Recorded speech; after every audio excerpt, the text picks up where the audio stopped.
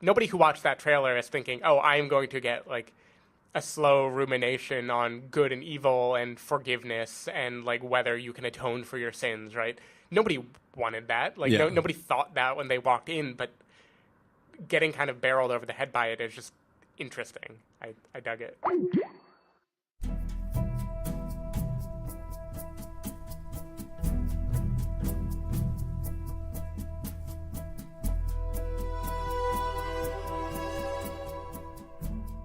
Hello, everybody, and welcome to the Spoiler Warning Podcast. This is review number 520 with a review of Bad Times at the El Royale. I'm Christopher Schnese. And I'm Stephen Miller. And for joining us for the first time, the Spoiler Warning Podcast is a weekly film review program. Each week in the show, we're going to dive in, debate, discuss, and argue over the latest film releases coming to a theater near you. This week, we're going to have a few reviews for you. We're going to have this review of Bad Time at the El Royale. We're going to have a review of First Man. And then also we're going to throw in an extra review. We got to check out If Beale Street Could Talk over at the Mill Valley Film Festival. So we're going to do a little review for that for you as well. So stay tuned to that. But yeah, here we are talking about this film, Bad Time at the El Royale. And, Stephen, you do a lot of traveling. You spend a lot of time in hotels around the world. Sure do. When you're checking into a hotel, if you're listening to this, you've at least seen the trailer for the film or you know what the film is about. It's about a hotel. And in this hotel, there's some shenaniganry that's going on behind the scenes, literally, in this film. How often do you check into a hotel and like go, are there cameras behind this mirror? This is a two-way mirror? What's going on? Like, do you ever get creeped out when you're traveling? First, this is awkward. I just realized I watched Hotel Transylvania 3 by mistake. Is that the one on the cruise ship? I think so. But yeah, I don't know. No, I don't think about it. I tend to be a trusting person in all things. Like, there are all sorts of privacy-related issues that if I thought pessimistically about it, I would be terrified, right? There's so many things I do in the world that, like, could be used negatively if, like, a person is spying or a person is, like, secretly using things for nefarious purposes. Yeah. So, no, I don't think about it. I tend to imagine that hotels are private, and I tend to, like, live under the assumption that, like, if they're not private, you know, they're going to like this less than me. Like, whatever they see is not going to be pleasant. Yeah, and I mean, in this film, it is like a little motel, and the crawl space, or I don't know, the spying space is kind of behind this back wall. And I think at most hotels that you stay at normally, there are other patrons on the other side of the wall that you can hear in those hotel rooms. Yeah. So it's kind of easy to tell that, like, there might still be recording devices or cameras put around, if you stay in some like a hotel. There's definitely bugs of some variety in those sheets. Yeah, but you're probably safe. Yeah, it's one of those things where, like, I don't think about it until I do think about it, and then once I think about it, I can't stop thinking about it. But for the most part, I'm pretty trusting as well going into hotels and stuff like that. Yeah. But who knows? This is a crazy world. Now, hostels, that's a different situation. I mean, There's not even things for people to hide behind. They're just hanging around you when you're staying in a hostel, so you know they're watching you. Mm-hmm. Cool. Good banter. Well, that sums up our thoughts on hotels' creepiness. But yeah, what do you say we get into this review, Stephen? Let's do it. All right, we're going to take a listen to the trailer for Bad Times at the El Royale. Is it Bad Time or Bad Times? I think it's Bad Times at the El Royale, but Bad Times at the El Royale. Okay, Bad Times at the El Royale. We're going to play that trailer, and we're going to come back and let you know what we thought.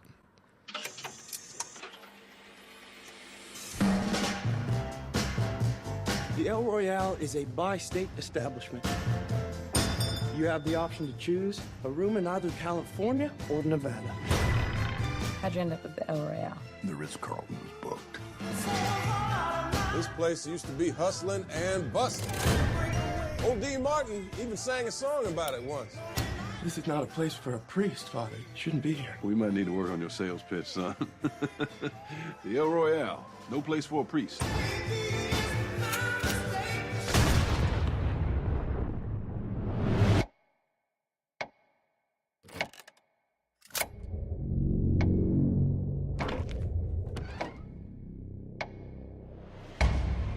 This old heart of mine's been broke 1,000 times. Each time you break away, I think you're gonna stay.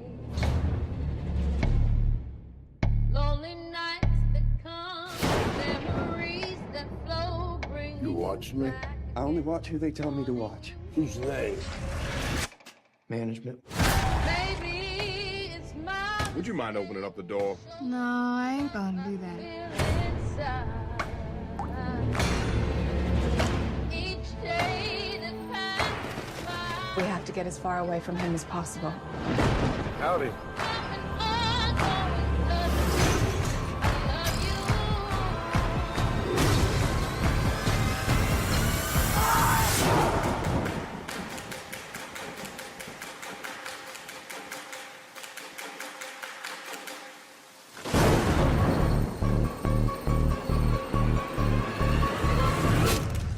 I'm not really a priest. Yeah. No shit.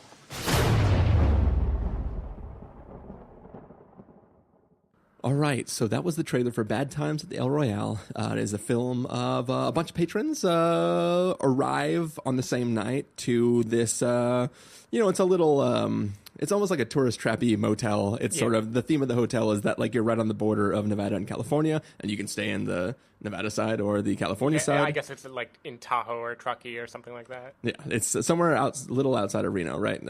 Close enough as it's a bus ride away from Reno. Yeah. But basically, all these people arrive, and they kind of all have their own story of shenaniganery that's going on, and they're all sort of just kind of thrown into this one place for this one moment of time, and we kind of follow each of these patrons to figure out where they were before they arrived there and how all their stories intersect. So, Stephen Miller, what did you think of this film? So I should mention I don't have many preconceived notions about Drew Goddard. I know for a lot of people, like, him making this movie is a big part of the reason that they would see it. Like, I'm aware they're fans of his from, like, Lost and The Martian and Cabin in the Woods especially. And, like, I understand he's somewhat a cult filmmaker in the sense that, like, people will go out and see a thing if his name is on it. I did not have any expectations based on that at all. To me, from the trailer, if anything, I had fairly negative expectations. It kind of seemed like this is going to be rip-off Tarantino. You know, this is going to be Tarantino light. This is going to be like The Hateful Eight. No, it is like basically the exact plot of The Hateful Eight, just set more modern. Yeah, exactly. This is going to be The Hateful Eight, and wackiness is going to unfold. And by the way, the runtime is very long. Yeah. It's going to have a little bit of haberdashery. Yeah, and I was seeing it at like a 10:30 p.m. showing on Friday, and I was tired, like, walking into the screening. Yeah. So I was not expecting a good time at all.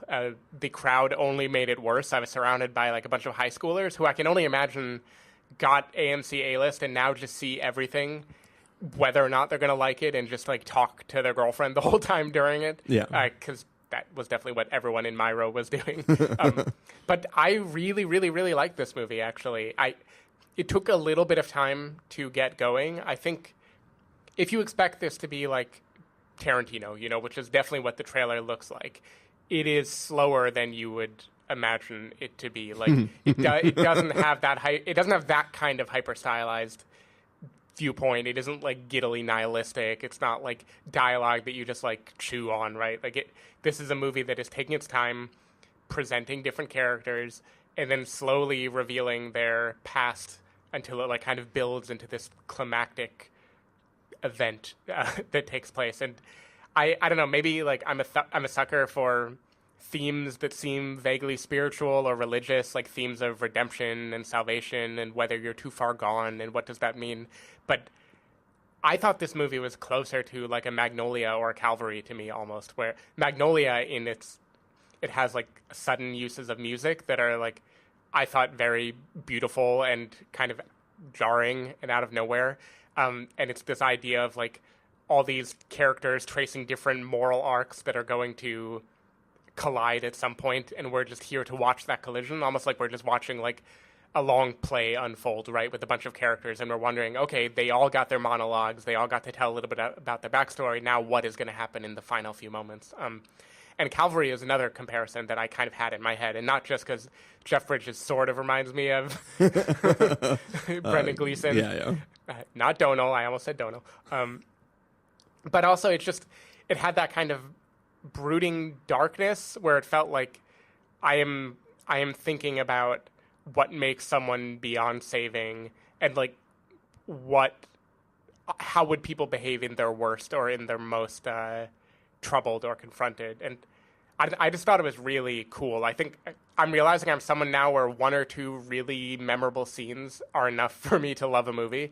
And in this one, like this definitely had at least that. I think my favorite scene was probably the moment that you mentioned when the character walks behind all the hotel rooms and is kind of walking through things as if you were just...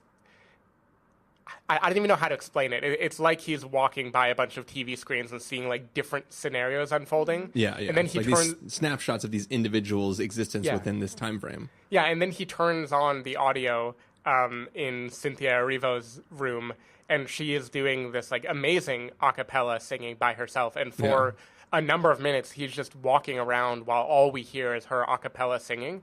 And that was just like chill inducing to me. I loved that. Like that was when I started loving the movie. And from then on out, I was pretty much sold on it just because like, just don't screw it up now because you did that already. Yeah. And I don't know. I had a good time with it. It was a very like slow, brooding movie. It isn't overly clever. It definitely isn't like nihilistic in the Tarantino way. I think it was more like tracing grand arcs and just trying to like give them room to breathe. And I had fun with it. I don't know. I enjoyed it.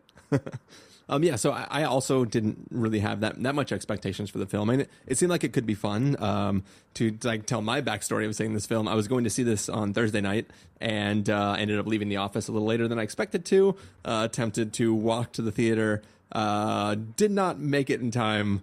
Canceled my reservation because you can do that with AMC Stubbs A-List. And I was like, I'll see it later. At that point, we hadn't even decided, or we hadn't even really found out about the film festival yet, I don't think. And we hadn't decided to see if Beale Street can talk yet. But once we had decided that, I was like, oh, maybe I won't even see this movie. I was like, we got enough stuff on the docket. I was like, fine, I'll go see it. So I went and I checked it out just because like some other plans fell through on something. And I think that this film, the entire film is like straddling this line between like being potentially very good or clever and just falling flat. And I think that like the film teeters on it almost like a what's Thor's name? Chris Hemsworth. Yeah, Chris Hemsworth like doing like a little weird dance and like walking on the line between the two states. Yeah. The film does that, right? And it kind of doesn't care what side it falls on. And I appreciate that lack of caring of keeping you interested, right? It shows like at least some sort of I don't know what. To me, it felt like I was getting one over on the dumb high schoolers who were next to me, who like about 20 minutes in realized they were not going to like this movie. Yeah. No, yes, but it's confident. It's not that it's confident filmmaking. It's confident in just telling the story that it wants us to do. And there are things I appreciate about this film. Overall, I think it didn't necessarily work for me. I think that there's not a lot of... This isn't like a like Snatch or Lock, Stock type of thing where like these people completely separate worlds are suddenly thrust into this one thing that all overlaps. It's just a bunch of people staying at a hotel and like the hotel happens to be a super shady hotel. Like there's no clever connecting of these people. It's just people existing in one place during one point in time where things go weird. And I think that there are moments that like I would kind of dip in and out of watching the film. I'd be like, oh, I'm kind of tired and I'm not enjoying this very much at all. And then like a moment would kind of peak up and I'd be like, all right, cool. This is kind of fun. I like these characters. Basically like anytime a character who is in a place of weakness like momentarily gains the upper hand in a situation was it was. There's one in particular that is like my second favorite moment in the movie. Yeah, like there's lots of moments where you're like, oh, okay, I'm with you. I'm with you. A kind of a shattering moment, if you will. Yes. So there are great moments like that kind of like, make me perk up and kind of go like, okay, cool, I'm here, I'm with you again, keep me going. And then it would just kind of like lull out again. And I think that there were a lot of things where they're purposely withholding information about what's going on. Like the woman who has the daughter, or not the daughter, the woman who has the younger girl locked in a chair. Yeah, like the dialogue they're having with each other is purposely ambiguous to make you assume a bunch of things about the role of those characters. And then the way that scene resolves, it's just like, well, why were they even like? There's a lot of things that just don't make sense about these characters, and it feels like the film is trying to misdirect you in ways that don't actually pay off. They're just like withholding information until later when characters can make confessions when they're all sat around one table, you know. And I think that it's an interesting film, what it's trying to do. The environment of the film is very, very creepy, right? Just being at that hotel and the weirdness of that hotel. It has some sort of level of intrigue there, but I just think for me, it sort of dangled it out there too long, and I just got tired of chasing it to try to stay involved with the film, and ultimately it just kind of, it fell a little flat for me. Yeah, I can see that, and I wouldn't begrudge anyone for finding this flat, because it is, what I respect about it is also what could definitely turn people away, which is, as you said, the filmmaker does not care to keep you interested, right? Yeah. He is dangling things, he's making things very elusive, more just to have ambiguity that can be paid off than to actually make it make sense in that world. One example that I really liked is throughout the movie, there's this piece of film that is like very damning for one figure, and the movie purposely never shows you that film and never utters the name of the person who it is. I can assume RFK, just given like the time that's probably what it is. But anyway, there are things like that it's just like a confidence of saying, I'm going to hold back because I want something to be like elusive or mesmerizing to you, and I care more about that than I do about grabbing your attention. Yeah. And I think this movie is really rewarding for people who choose to stay absorbed even when it is kind of lulling you, because those sudden jolting moments where things do collide and events do happen, I don't know how to explain it. It's kind of like if it were a long anthology series, right? And like every one of those moments is like a few episodes later, and those big build-up moments, those kind of like Mad Men events where occasionally a real thing happens and the rest of the time it's kind of just soaking in the texture. Yeah.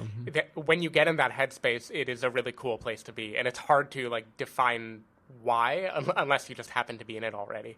Like I also thought the relationship between Dakota Johnson and her sister, there are events that they refer to that are occasionally very briefly flashed back to, so much that like you couldn't really say with absolute certainty what happened. And then there are other interconnected things like news stories that we hear talked about on television that are never directly tied to that, but you just like are wrapped up in this feeling that, yeah, these are like the different parallel lines that are intersecting. And all I can say is I imagine this being like a play on a wide stage that is mostly darkly lit, and like the set is really sparse, and like a spotlight will pop in one part of the stage, and that's like one hotel room and the character's singing, and then another spotlight will open up and a character is, you know, digging or doing something. And there was just something very cool about that to me. I like it, and I like that it took that much of a runtime to like make me soak in it.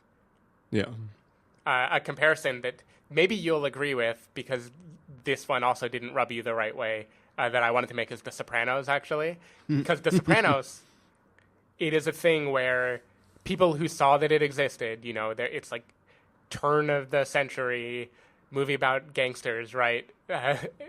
Like movie about mafia people. They think, oh, this is going to be another like Tarantino or another Scorsese. This is going to be some like riotous, violent thing where we're just reveling in the bloodshed. And instead, that is a show that like for 30 to 40 minutes in any given episode, you are just watching like someone being pensive going through life while like vaguely religious allegories are happening to them. And it like it was a show that kind of cared about high concept way more than caring about what people would have wanted out of a show like that just from watching the trailer. And this felt like that to me too, where this is like nobody who watched that trailer is thinking, oh, I'm going to get like a slow rumination on good and evil and forgiveness and like whether you can atone for your sins, right? Nobody wanted that. Like nobody thought that when they walked in, but getting kind of barreled over the head by it is just interesting. I dug it. I will say though, like Chris Hemsworth is the only character or the only actor who is acting in the movie that the trailer sold. Yes. He is in the Hateful Eight movie. Yeah, like he is doing a character that his character has the strangeness and the sort of silliness that the that the trailer kind of sold, and I think everyone else is a mixture of like straight characters and like just heightened of one emotion type of person, or like one character arc. They definitely snap into and out of it. Like Lewis Pullman, Bill Pullman's son, who plays the hotel bellhop guy. I guess. Yeah, he seems very much like a caricature at the beginning of the movie, right? Yeah. Or at least like a character who is only there to like add texture to the hotel and not really to be his own person. He does add a lot of texture to the hotel. He sure does.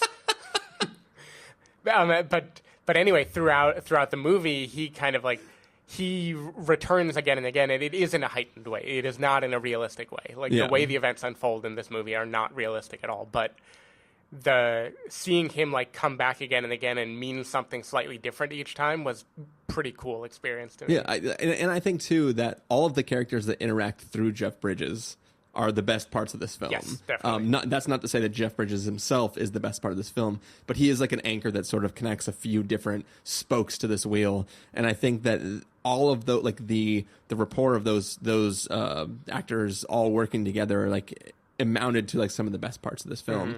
And then the sort of peripheral characters, some of who are dispatched earlier in the film, sort of are just there to add more strangeness to the location, but not to the group as a whole. And I think that's one of the things that I sort of like, you know, if this was I don't know. I feel like that there's not a lot of mystery around the hotel itself, even though the hotel is the thing that's supposed to be crazy and strange, right? I mean, even the conceit of the hotel doesn't play out the way you think it would, because you think from the beginning there's a line, there's the California side and the Nevada side. Something is going to happen with regards to this line, right? Like different stuff is going to happen on either end, or it'll be a metaphor where one is the good side and one is the bad side, or one is choosing evil and one is choosing goodness, right? And it basically leaves that line there, and then it doesn't go any of the obvious routes of, like, what is this going to symbolize? They're just like, nope, that's just a fact about the hotel. We're all in Nevada. That's the whole point of the film. There is no good or evil, Steve. It's just about deciding what you want to decide, and that's who you are. Yeah, it just all blurs together in the end. Let's have a tussle. One thing it reminded me of, that scene in particular where the person is walking around behind the one-way mirrors while the character is singing her song, is I did this thing with Joanna maybe 6 months ago called the Palace Theater, which was a like kind of immersive play that took place in a speakeasy in San Francisco. Yeah. And you go there and there's a few different rooms. There's like the showroom and the casino and the bar. And there are actors who are just sitting in all of those areas who are doing their period recreation, and they're acting out different events, like different relationship fights and things like that. And you can't possibly see all of them at once. So you're just getting like little glimmers as you go from room to room. And most of the time it would be very plausible and realistic. And then occasionally something would break into being fantastical, and like the lights would dim, and like a character would be in a spotlight and they suddenly are like transported 30 years into the future and they're like in a completely different place. And that was like a very mysterious, interesting thing to me, like this feeling of like being lulled into one place and then having it occasionally jump into high concept. Yeah. And one of my favorite bits of that place, just to get back to the movie, was when you were walking in between the rooms, there would be these areas where there's glass and you're looking through a window that is supposed to be a mirror, and you're watching like little sub plays go on in like the dressing room or in like the makeup room, places like that. And you would see little snippets of an argument happening that you couldn't really access. You would just kind of like feel it happening in front of you. Yeah. And I don't know, this brought me back to that. So that might be part of why I liked it. So I will say like that's sort of the thing that like, when all the characters start like, when characters start to see behind the curtain of this motel, they just it's a joke where everybody's like, "What is this? Some sort of pervert hotel?" Yeah. And I think that the weirdness sort of exists in this world where like people don't care that it's weird; they just like want to comment on the fact that it's sort of pervy. But there isn't time spent. This isn't people trapped in a location. No. This is people just are like, "Well, that's pretty."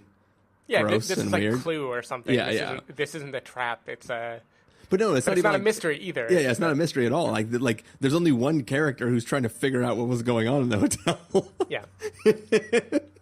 And we all know Mr. how Body that ends doesn't up. last that long. But yeah, it's an interesting thing where it's like the trailer sort of prepares you for like more of a mystery about what is going on here, and that's not what this movie's about. Yeah. Which is fine. That's not like a complaint. It's just it's an interesting thing of like the way it's sort of this build up of like how creepy is this thing, but that's just one character's point of view is how creepy is this place and what's going on. I think it's kind of like if you shoved all of Lost into one feature runtime. So like at the beginning, Lost seemed like this is going to be about the mystery, and there's flashbacks to all the characters and where they originally were, and that's going to slowly reveal itself, and characters will gain profundity, and there's going to be some religious symbolism, but like it's mostly going to be about mysteries. But then by the end, it's like, no, fuck the mystery. Actually, we got nothing. But all those mid seasons were like, this is this character's episode, and it's just all about how they got to the island and where they're going to try to go after the island or whatever. Yeah, and this kind of just felt like that drawn to an extreme where it's like, we're not going to dangle the mystery anymore. Like, you already know that this isn't necessarily leading anywhere. We're just going to like reveal all these characters, and what it means is going to be like their own personal redemption or salvation. For each person who comes into the hotel, they have something different that they're trying to get out of it in the end. Yeah. Yeah. Also, I do want to say that this has been a very like late 60s, early 70s weekend of watching movies. Not only the 3 movies we're reviewing are all set in that like turn of the 70s period, but Roma, the movie I saw at Mill Valley Film Festival that we won't be reviewing, is also set in the 70s. So I feel like, I don't know, all movies are set in the 70s now. We're stuck. It's just a parallel dimension. And on that last plane ride, I watched Chappaquiddick and Borg vs. McEnroe. Nice. Yeah. Cool. I'm into it. Well, should we get to verdicts, Stephen? Mm-hmm. All right, Stephen Miller, if you were going to give us a must-see, recommend with a caveat, wait for rental, pass with a caveat, or must avoid, what would you give it? I'm feeling generous. I'm going to go with must-see. I know, like... I know this isn't perfect. This is very deliberately slow. And when I compare it to certain movies I saw this weekend that were deliberately slow and I thought, like, masterfully done, this is not masterful, but I like the exercise a lot. And I really enjoyed it, and I don't think there's enough new movies that come out that, like, put me in that headspace, that Calvary headspace of, like, here's the priest, let me see everyone one by one, like, reveal their kind of dark past to that person, and I'm not going to try to solve a mystery. I'm just going to enjoy, like, the vibe of him floating around talking to people. Yeah. And this definitely gave that to me. We'll but say your mileage may vary very heavily. This film could have used Littlefinger putting a cigarette out in a heart. Oh, yeah. For me, like I said, I just was not... Are you entertained?